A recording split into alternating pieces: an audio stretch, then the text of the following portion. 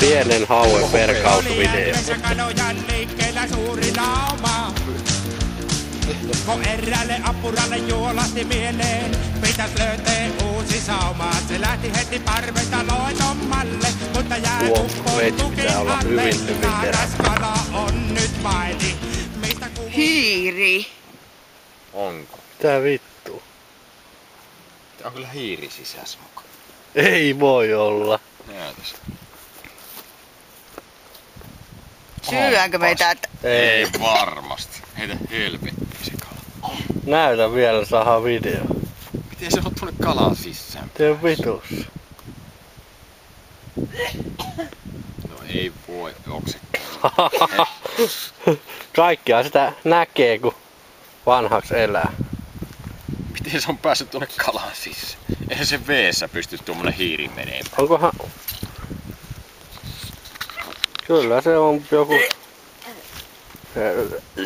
Sehän hukkuu vetteen hiiri. Taitaa jäädä kala syömättä.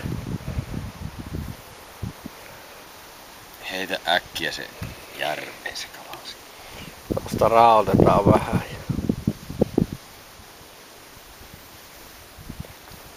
On perkele, miten se on päässyt sinne? Sopii ihmetellä.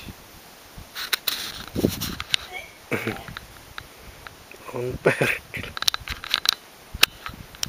Kaikkea sitä ihminen joutuu syömään. Bon appetit! Se oli siinä se opetusvideo. Naaraskala sanoi liian kauan yksin ollut on.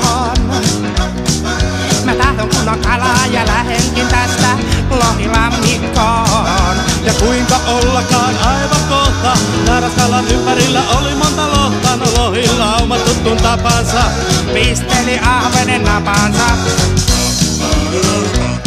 Vaikka mukavalta tuntuikin kalan